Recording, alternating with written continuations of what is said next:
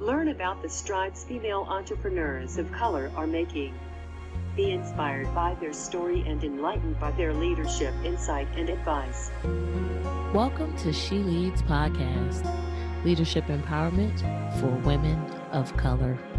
I'm your host, Nicole Walker, and this is Season 6, Episode 7, entitled Be the Solution with TerDawn DeBoe.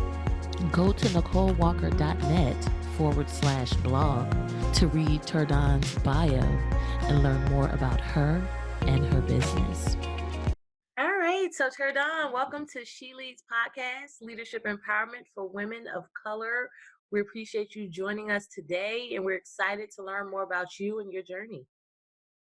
Thank you. I'm excited to be here, so thank you for having me. You're welcome.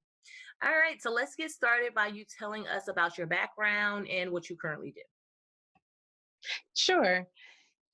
My background is, ever since I can remember, I've been a creative, an entrepreneur. My first entrepreneurial venture was selling poetry to the boys in high school so that they can get the girls. And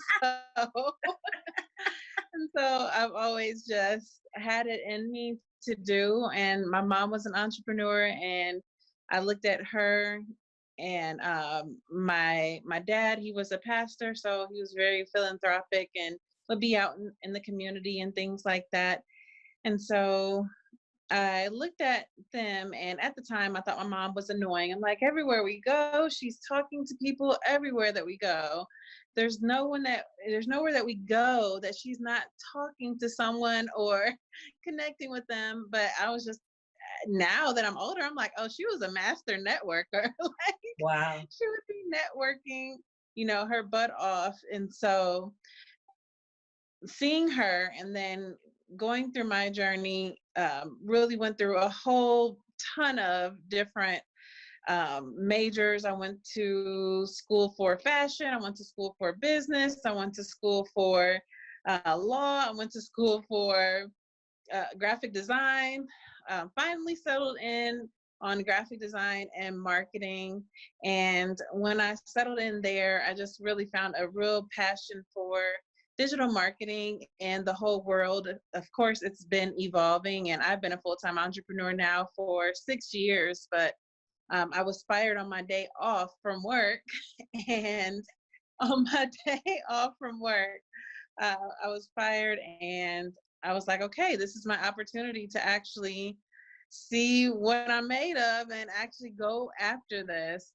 And so I've been building my agency. It just went from just me to now I have a team of 7 people, and we help entrepreneurs and businesses with building premium brands that positions them as authorities, with helping them with creating funnels and digital marketing campaigns that get them found online, and helping with scaling them up, because operations is a huge part as well of being able to actually build a business and get out of hustle mode and hustling from day to day. Oh, wow. I like that. Wow. And it's so funny because listening to you talk about all those majors, I'm sure they've all been instrumental in helping you to flourish where you currently are. They actually have. They actually really have been instrumental. Sometimes I don't realize how one little thing, like even just taking contract law, as I make contracts, in business, or I look over contracts and know what they mean, just little things like that. Didn't finish school, but I did take the skills with me and accumulate the skills as well over time. And so that's the thing that I am grateful for, is that, the acquiring of skills over time is a great thing when you're an entrepreneur, because you can literally learn from everything and apply it. I love it. I love it. Okay. So tell us a little bit about what you wanted to be when you grew up. So when I grew up, the first thing I remember wanting to be is a doctor. And then I realized I don't like the sight of blood. And so that was short-lived. Yeah. And after that, I feel like I've gone through so many things that I've said that I wanted to be. I can't even remember all of the things that I said that I wanted to be, because they've always been, I've always changed it. Like as soon as I found something else that I really enjoyed, then I changed it again, and I changed it again, and I changed it again. So I can't say that there was this one concrete thing where I just knew that I was going to do it when I grew up. Okay, thanks for that. I like that though, right? Because life is about pivoting, right? So it sounds like you had the pivot game Exactly. down packed at a young age, right? Like once you begin to Yes, realize, like, yeah, no, that's not for me. On to the next exactly. and on to the next, and keep going, right? Because it's important to keep going to see what the end is going to be, right? So, Right. And yeah. still learning, pivoting even now. There's a constant pivot in business and life. There's constant changes that cause you, like, either you evolve or the situation or thing in front of you evolves. And so you have to be fluid like water. I've learned to be able to make changes with the ever changing things going on around you. Okay, thanks for that. I like that. Be fluid like water. Okay. Yeah. All right. So tell us a little bit about your upbringing as a child. What kind of upbringing did you have, and how was life for you growing up? So as a child, my dad was a pastor, and he was also a professor, and so he was a teacher by day, and on the weekends he would run the church. And my mom was a pastor's wife. As I said before, she was also an entrepreneur. She at the time she was doing like the multi-level marketing, so it's the get out and recruiting people. She started that. She was resource director for a large bank as well. I grew up in California before we moved back here to Cleveland. I grew up and graduated from California. And my parents did their best to keep me sheltered, and they wanted to protect me from everything. Were very, very strict on me, but it just didn't stop, things from happening, going through when we would come back to Ohio to visit family members, going through the different abuse with family members, and even, I snuck out of the house when I was 16, ended up um, getting pregnant at the age of 16 after sneaking out of the house. And the guy I was with, or that I was out with, said that he wouldn't take me home unless I slept with him. And then, boom, I was pregnant, which was crazy because, my dad being a pastor and them being so strict, I just didn't know what I was going to do. But ended up getting two jobs and graduating early on the honor roll because I knew I was going to do something. And and so going through all of those things, it really helped shape me in a way, because I had to learn, after being taken advantage of several times, to stand up for myself and find my own voice and be unapologetic in what I was doing and figure out what I like, and how I wanted to show up in the world. And so that has helped me tremendously after going through that. And then, moving to Cleveland, getting involved in an abusive relationship with my youngest two kids' father, and him calling me everything but my name. And I was just at a really, really low point, and at my lowest point I had thoughts of, just not wanting to be here anymore. Like, what am I here for? I don't even know what my purpose is. And I just heard a voice tell me, like, your life is not yours to take. And so from there, I found my second wind. Went to counseling, found a group of people that, just have been really, really down, and had my back, found what I'm really, really passionate about, and have been running ever since, to not only be the best version of myself, but also be the best example to my kids. Two out of three of them now are entrepreneurs as well. Just being an example to them as well. Okay, thank you so much for sharing all that and being really transparent with us. I heard a lot. I heard a lot. it's funny as you were talking, I'm like, oh my goodness, I wonder, the pressures of being a pastor's child. But good for you for turning all of that around. You said two things to me that stuck out as far as feeling really low. And what I heard that brought you out of that place was number one, finding purpose within yourself, right? And then Mhm. two, having a community of people that supported you and encouraged you and helped you along the way. I think those are Yes. two things, from being abused to being around the wrong people to even substance abuse, people that don't have the Right. right community and don't have a sense of purpose. That's when all those things kind of fall apart. So awesome. Exactly. Awesome. And thank you for sharing that. Exactly. No problem. Okay. All right. So I don't know if you alluded to this, but I'll ask it. But what was a pivotal point in your life? And tell us how it shaped who you are today.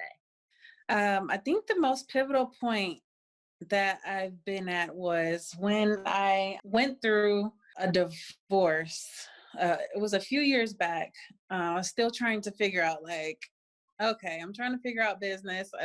It's an inconsistent income with very consistent bills. I have 3 mouths to feed, going through a divorce. My youngest two kids' father ended up passing away during that time. My dad ended up passing away during that time. Wow. And it was just like, it just felt like everything was, I was like, okay, either I'm going to have a breakdown or I'm going to have a breakthrough. One of the two Mm, are going to mm, happen.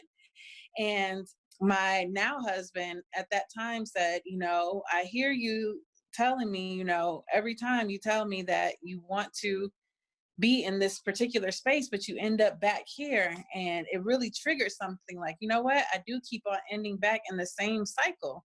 And so the pivotal point for me was, okay, what can I do differently now to be able to pull myself from this cycle with my business, with my personal life, with everything? I remember this scripture that I learned growing up that said, seek ye first the kingdom and all these things will be added unto you. But the thing that I didn't pay attention to was in Luke that it said the kingdom is within you. And so I was like, if I take the time and I dig as deep as I can within myself to find healing at the deepest level, I wonder how that would change my life. And that journey was one of the most pivotal points. And that's why even now my tagline is really more of my core values is alignment, profit, and freedom, because I really believe that alignment comes first. You have to get to a healed space. You have to get your mind right. You have to have the right people around you. You have to be in alignment with your business and how you're helping people and how you're pouring out. You have to have something to pour out to them. And so all of that comes from alignment first. And so the last few years I've been on a transformational journey. I even I'm almost done with getting my yoga teacher certification as well, because I wow. want to be able to help entrepreneurs in a deeper way to be able to help them come into their best version of themselves, because that comes first, and then everything else comes after, the profit and the freedom that is desired with entrepreneurship. So that was like one of the most pivotal points in my life. Thank you. I love that. I love it, right? And I totally agree with you. A lot of people go through life without knowing who they are, like Hmm. without digging deep. That self awareness, Yes. that self acceptance, that accountability. Just like, okay, this is me, where I am, and then how do I get where I want to go? That kind Right. of thing. I never heard that other scripture that you were saying. Like I heard seek ye first, but then Yeah. you I like that want to gave say it's me Luke chills. 17:33. Okay, that gave me chills. I love that. I love that. Thank you. That was great. No problem. All Yeah, right. what stuck out to me the most is when it said, the kingdom isn't here or there. A lot of times we look for someone outside of us to blame or to save us. But when it says the kingdom is within you, it's like, oh, okay. So I need to dig within myself. Everything that I need is within me. And so that was really it shifted the whole way that I was thinking and viewing things. Yes. Yes. Look within. Look within. Okay. All right. So, can you tell us what you would consider to be a strength of yours and a weakness, and what you do to mitigate your weakness or go beyond it? Okay. So my strength, I even took the strength finders test to find out. So my strength is I'm an idealist. I get energized by ideals. My second strength is that I am a executor. So I get ideas and I execute on them. That is something that I'm really, really great at. People know that if I say I'm going to do something, it's getting done. My weak point is all the details that go into making those ideas happen. Who cares So about that's the why, details? Those are minor, right? right, right. And so it's like, yeah, I realized that the minor things are the major things, and I need to have people around me that major in those minor things so that I can focus. I always say, know your strengths, hire your weaknesses. And so everyone that I've hired on my team are very, very strong in an area that I am not strong. And I just have the ideas and steer the ship. I love that. Hire your weaknesses. Mm-hmm. You're in good company. And I think that's the creative brains. We just want to go. It's like, Oh, oh, yeah. what about all of those I's dotted and T's crossed? Oh, No, my we goodness. want to go all the Yes. Z. Like, we're at Z while you're dotting an I, So I can relate. Yeah, but that was great advice, right? Because regardless of, we all have strengths and weaknesses, right? But regardless of that Right. weakness, what can we do to get past it? Because unless you're going to work really hard, which usually stagnates you, right? If you try to work in an area that you're weak, like you may take a year, whereby if you find a person that's strong in that area, they could take a week. You know what I'm saying? So Exactly. it's smarter to actually seek people that are good at that, because they do exist, right? So Yes. okay, so can you tell us what you do to ensure that you're showing up fully, like in life, in your business, to the best of your abilities? Yes. So to ensure that I'm showing up fully, I have my morning routine that I do, in which I have to meditate and really, really like center myself first. I have to pray, I have to meditate, really center myself, and then dealing with things right away. I no longer let anything sweep under the rug. Like if anything happens, if I get triggered in any way, or if anything happens, it's like I'm dealing with it right then and there.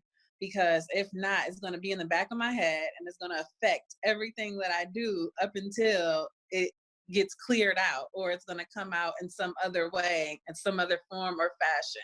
And so I would say having my morning routine, even with the yoga practices, has really helped me to connect my body with my mind and my spirit, addressing things right away, and taking quality time with the people that I care about the most. I used to be such a workaholic, stemming back to getting pregnant at 16, getting 2 jobs, graduating on honor roll, like high achiever, high achiever, high achiever.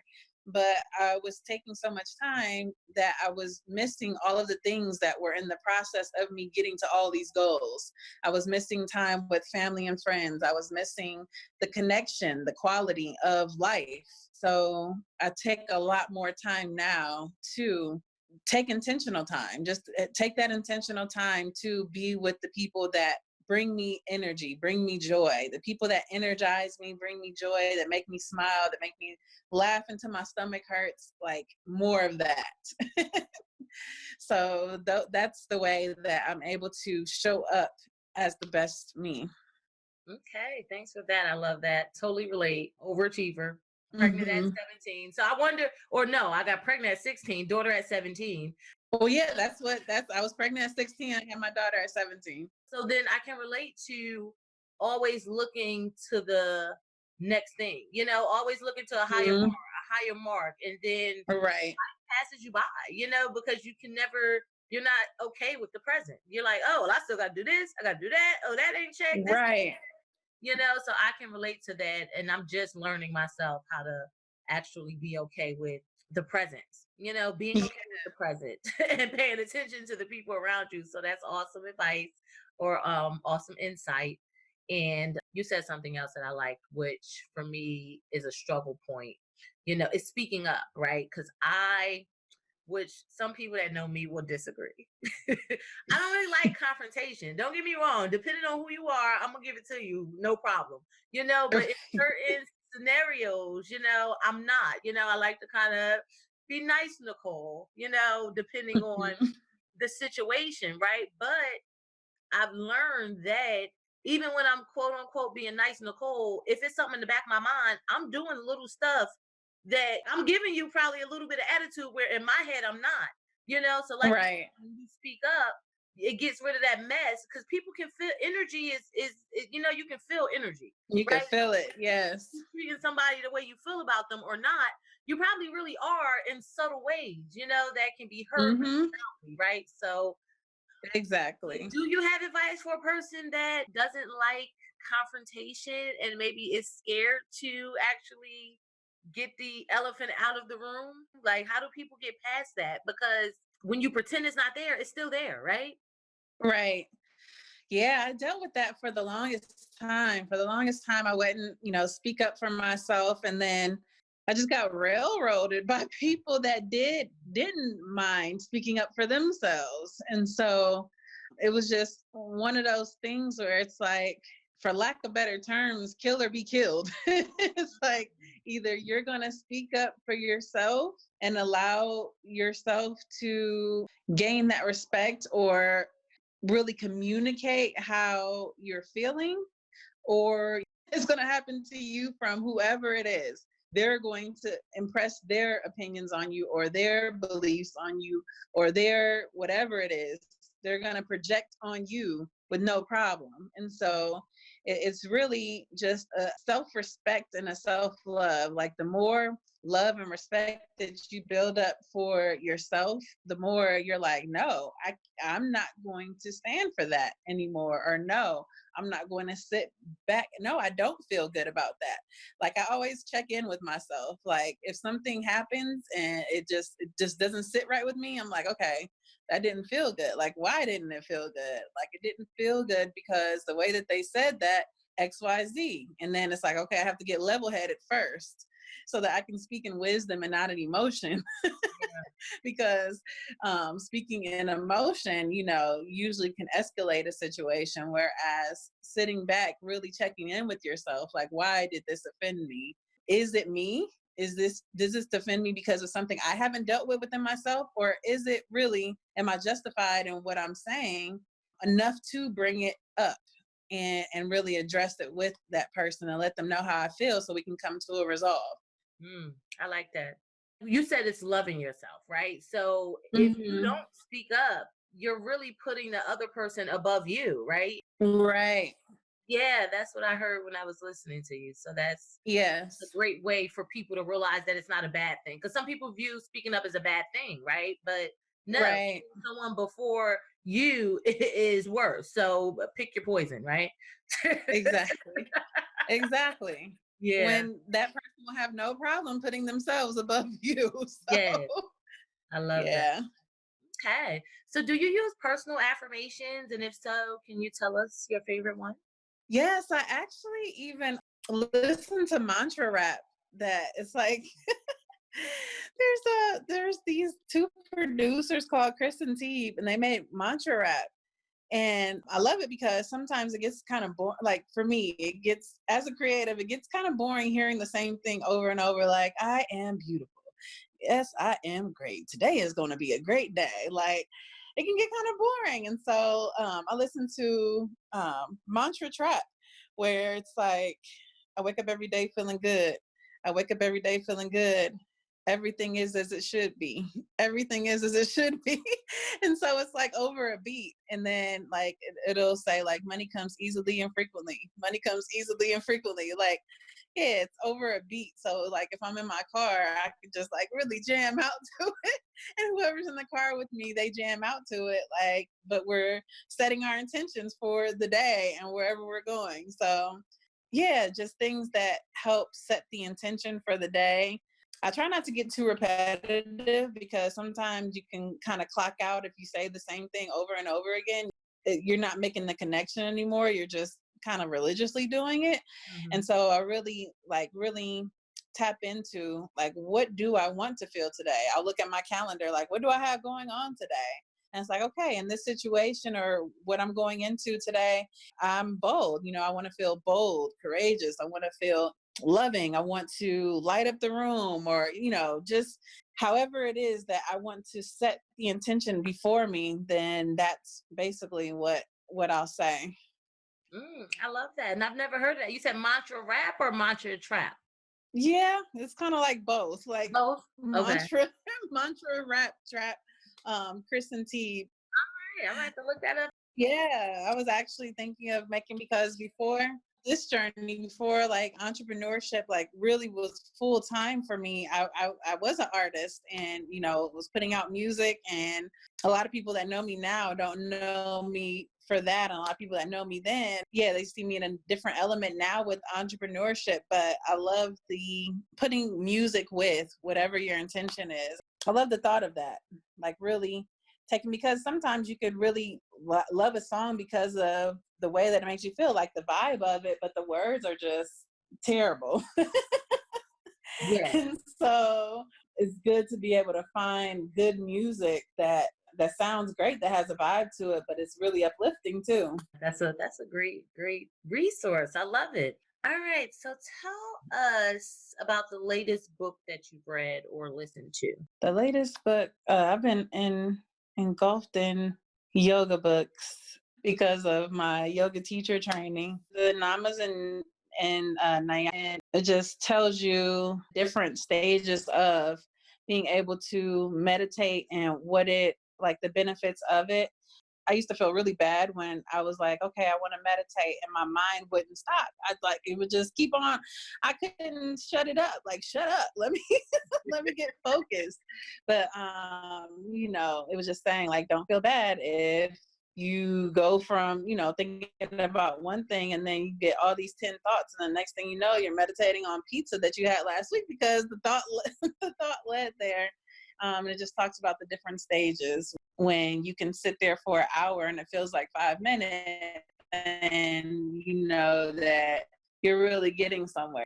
Okay, thanks for that. I love that. And that's encouragement for people out there meditating, right? Because that can be hard for people to get into, and people go through that, Yeah. right? So to get that encouragement, like, it's okay, that's great, right? Because we have to crawl before we walk, and a lot of people want to fly before they even crawl, and that's just Yes. realistic. So that's a great reminder that you have to start somewhere. Right. Okay, so tell us about an aha moment that you had lately and what changed as a result.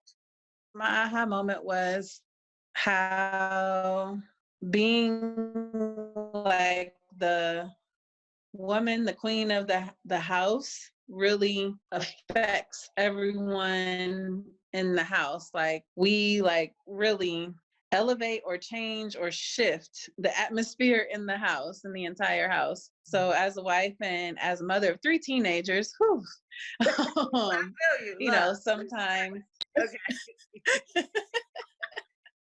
So yeah, as a wife and as a teenager, I noticed that when I'm like really centered and I'm in alignment, then it's easier for me to get everyone on the same page. But if I'm irritated or something is wrong, then I see the energy is just different, and everyone feels it. Even if I don't say anything, it just helps me to understand the influence that I have if I am not staying in alignment, or if I am not, like we said before, like communicating and saying, how I feel in the moment. Yeah, all of those things. And so it was kind of like an aha moment, because when my oldest, who she's 18 now, going on 19. So she has the 18 going on 19 attitude. And so she would get attitude, and I would give one back, like, how dare you have attitude?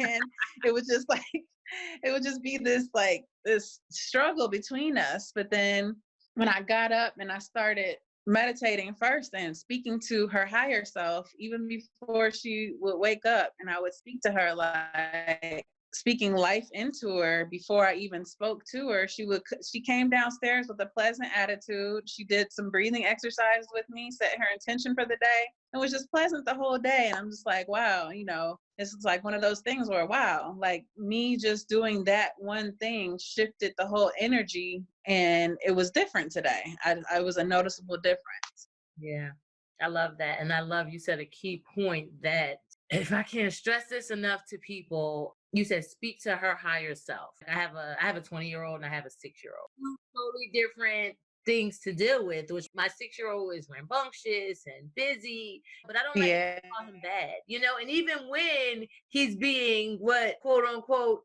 bad, I'll be like, you're such a good boy, aren't you? That's how I talk to him, because that's what I want to program into his mind. I don't want to speak to necessarily what I see, because that's not what I want to see, right? So we have to be mindful, like you said, that higher self. Dealing with a 20-year-old where the sky is falling at every second when it comes to my child anyway. The sky is always falling. Everything is always, oh, and I can relate because she got it from me, honestly. I'm a recovering drama queen, right? Right.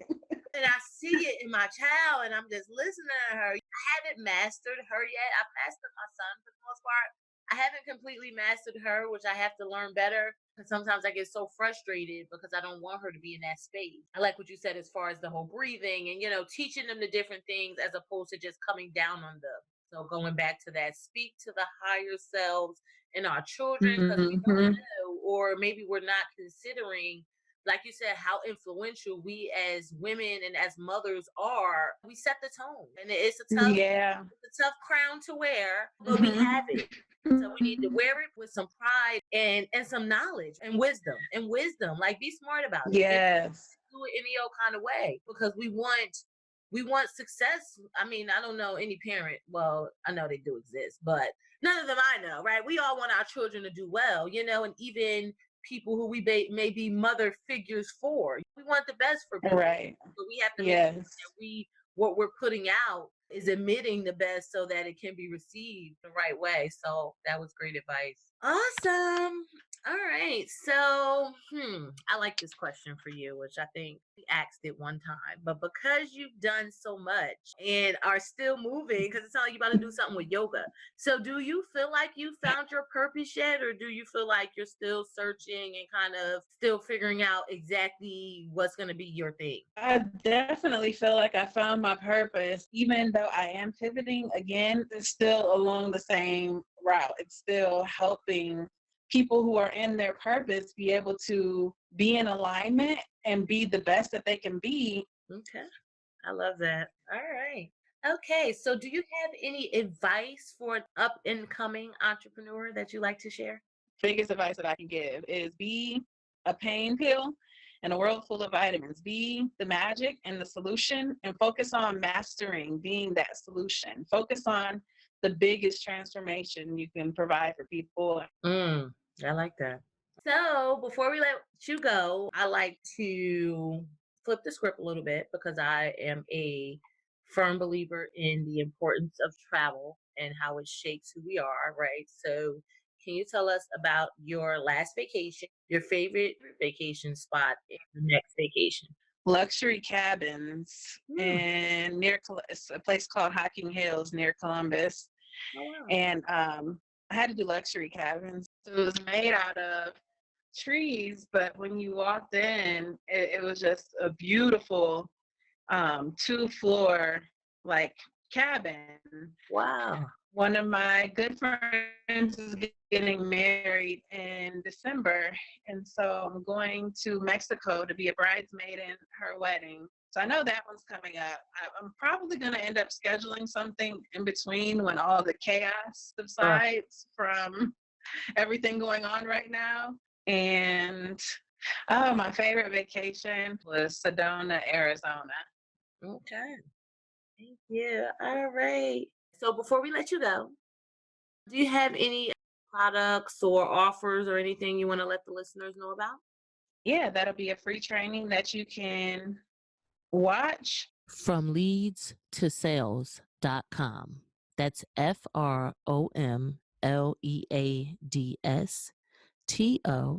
SALES.com. TarDawn, thank you so much. I really enjoyed all your transparency, how much you shared, your advice. Awesome. Yeah, I really appreciate you. So thank you so much. Thank you for having me. Yes, you're welcome. Thank you for tuning in to another episode of She Leads Podcast, Leadership Empowerment for Women of Color. Please be sure to go to our Facebook page at She Leads Podcast to like or follow us. And also let us know if this episode of She Leads Podcast inspires you by leaving us a comment under the post for Season 6, Episode 7. Thanks. Until next time, be empowered and empower on.